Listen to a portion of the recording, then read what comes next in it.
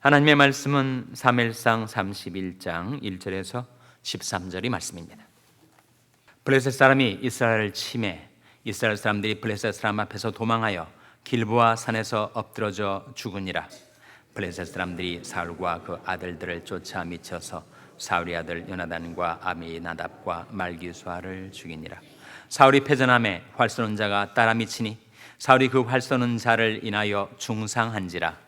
그가 병기된 자에게 이르되 내 칼을 빼어 나를 찌르라. 할례 없는 자들이 와서 나를 찌르고 모욕할까 두려워하노라. 하나 병기된 자가 심히 두려워하여 즐겨 행치 아니하는지라. 이에 사울이 자기 칼을 취하고 그 위에 엎드러지매 병기된 자가 사울이 죽음을 보고 자기도 자기 칼 위에 엎드러져 그와 함께 죽으니라. 사울과 그 세 아들과 병기된 자와 그의 모든 사람이 다 그날에 함께 죽었더라. 골짜기 저편에 있는 이스라엘 사람과 요단 건너편에 있는 자들이 이스라엘 사람들의 도망하는 곳과 사울과 그 아들들의 죽었음을 보고 성읍들을 버리고 도망하며 블레셋 사람들이 이르러 거기 거하니라. 그 이튿날 블레셋 사람들이 죽은 자를 벗기러 왔다가 사울과 그 세 아들이 길보아 산에서 죽은 것을 보고 사울이 머리를 베고 그 갑옷을 벗기고 자기들이 신당과 백성에게 전파하기 위하여 그것을 블레셋 사람이 땅 사방에 보내고 그 갑옷은 아스다로스의 집에 두고 그 시체는 벳산 성벽에 못 박음에 길르앗 야베스 거민들이 블레셋 사람들이 사울에게 행한 일을 듣고 모든 장사가 일어나 밤새도록 가서 사울과 그 아들들의 시체를 벳산 성벽에서 취하여 가지고 야베스에 들어와서 거기서 불사르고 다 같이 읽으시겠습니다. 그 뼈를 가져다가 야베스 에셀나무 아래 장사하고 7일을 금식하였더라. 아멘. 할렐루야. 저에게 평강이 복을 기원하는 마음으로 샬롬 인사 나누시기 바랍니다. 샬롬.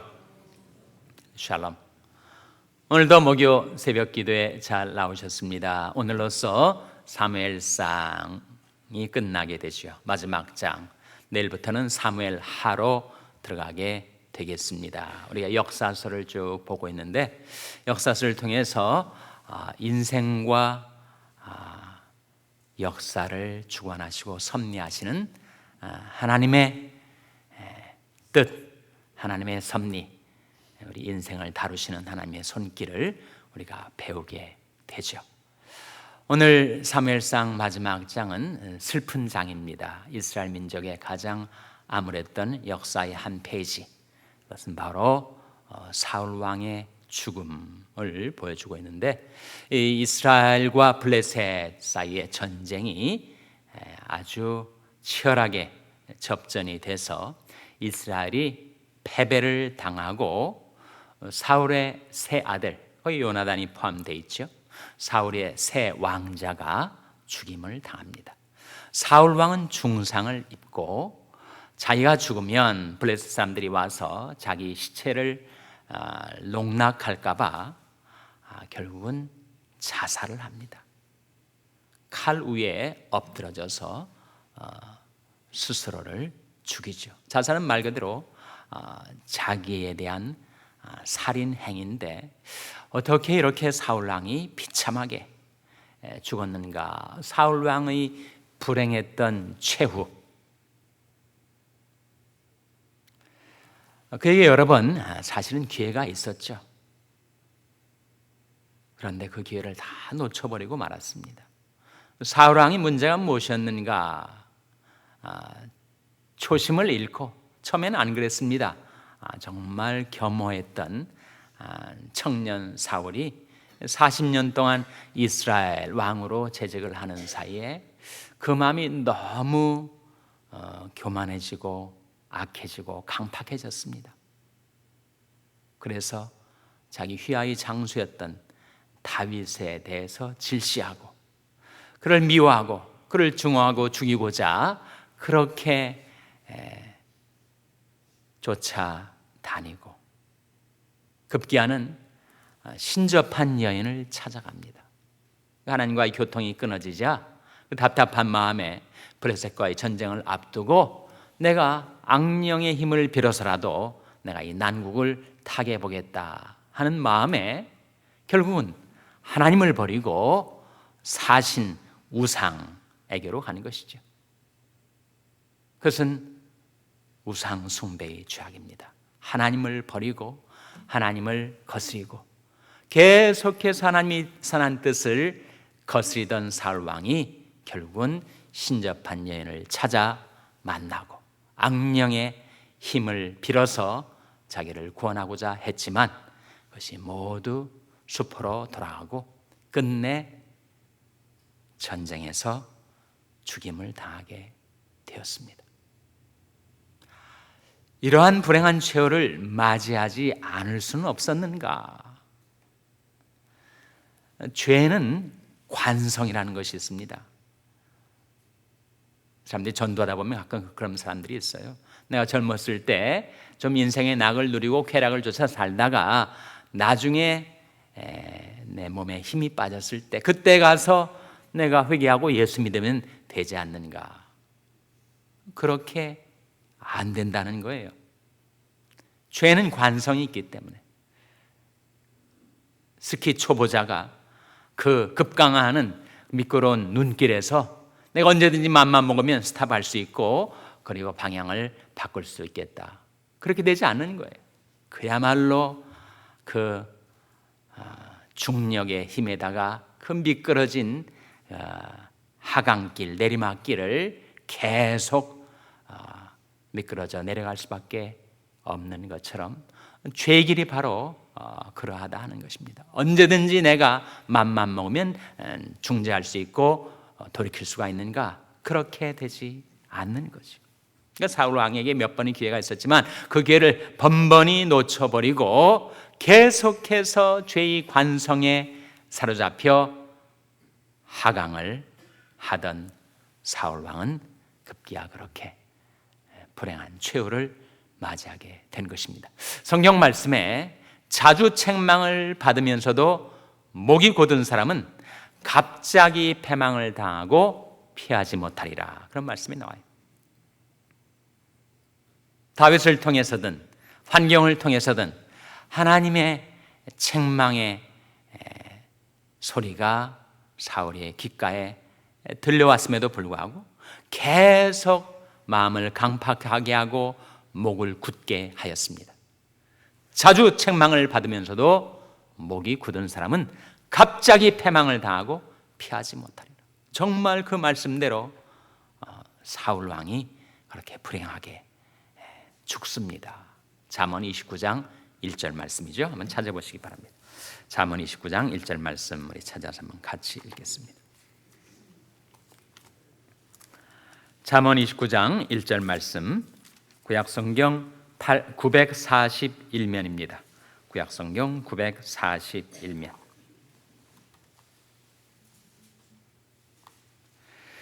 잠언 29장 1절 말씀 같이 읽겠습니다. 시작.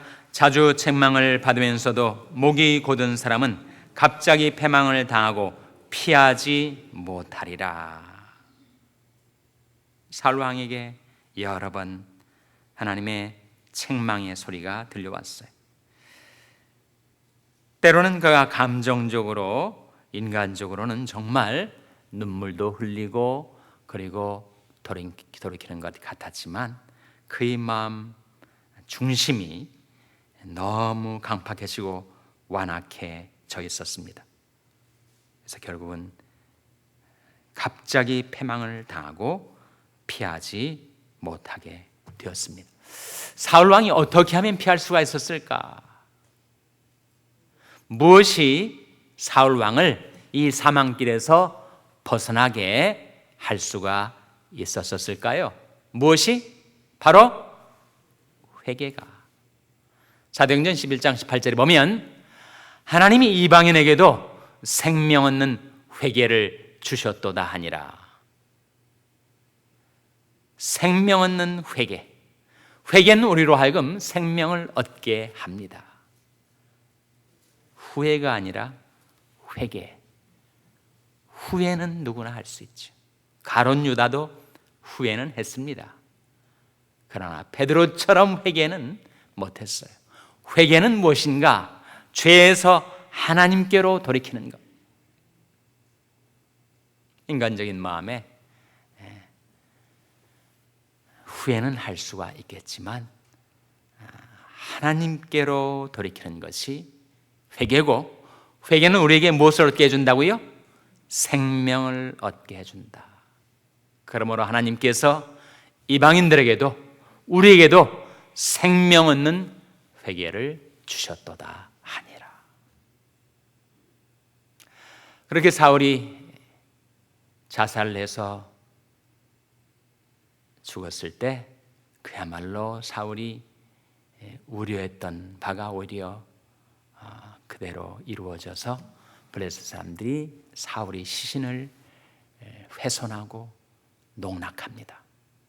목을 베고 그 죽어버린 시체를 성벽에다가 못을 박고, 그야말로 너무너무 수치스러운 죽음을 당하였는데, 그때 길르앗 야베스 거민들이 죽음을 무릅쓰고 적진에 뚫고 들어와서 사울의 시신, 사울의 아들들의 시신을 다 회복시키고 화장을 해서 장사를 지내고 7일간 금식을 합니다. 누가 그랬다고요? 길르앗 야베스 거민. 길르앗 야베스 거민은 누구인가? 이스라엘 사람입니다. 그런데 요단강 동편에 있는 길르앗에 살고 있던 야베스 거민들이 왜 이스라엘들이 다 뿔뿔이 흩어졌을 때 마지막까지 사울 왕의 시신을 그렇게 간수하게 되었는가? 그들이 사울 왕에게 은혜를 입었었어요. 그러니까 사울 왕의 초창기에, 왕으로 지식할 그 초창기에 그 야베스 길르앗 거민들이 암몬 자손의 공격을 받았거든요. 암몬 자손의 왕이 나하스였는데, 나하스가 너희들 우리한테 항복하지 않으면 모조리 그 오른 눈을 다 떼어버리겠다. 그러니까 야베스 거민들이 다 애꾸가 되고, 그리고 다 비참하게 패망을 당할 위기에 있을 때, 그때 사울 왕이 구원해 줬었거든요. 그러니까 사울 왕의 일생에 정말 악한 짓도 많이 했지만 그래도 그가 또 선한 일을 행한 것이 여전히 남아서 야베스 길르앗 거민들이 자기가 사울 왕에게 입었던 그 은혜를 잊지 않고 자기 목숨을 걸고 사울 왕의 시체를 수습을 합니다. 그것이 나중에 다윗이 왕이 되었을 때 야베스 거민들이 행한 행위에 대해서 다윗 왕에게 그들이 포상을 받죠. 한 사람의 생애 가운데 선한 일도 있고 악한 일도 있는데 거기서는 반드시 결과가 따라붙게 돼 있다 하는 거죠. 선한 일을 행했을 때는 그 선한 일에 대한 보상을 받게 되고, 악한 일을 행했을 때는 그 악한 일에 대한 보응을 받게 되고.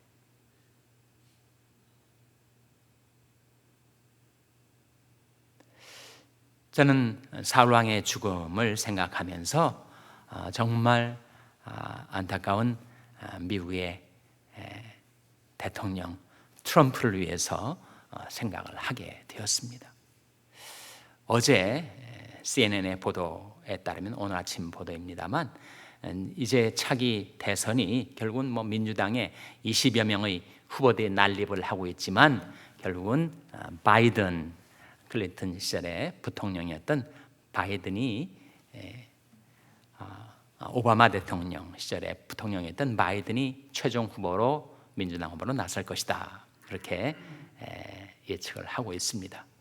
그래서 결국은 트럼프 대 바이든의 대선이 펼쳐질 전망인데, 트럼프 대통령이 어떤 말을 했냐면은, 내 정적의 모든 스캔들과 결함과 잘못을 내게로 가져다주는 사람이 있다면 나는 그것은 어떠한 외국의 정보기관의 정보도 다 받아들이겠다, 그렇게 발표를 했어요.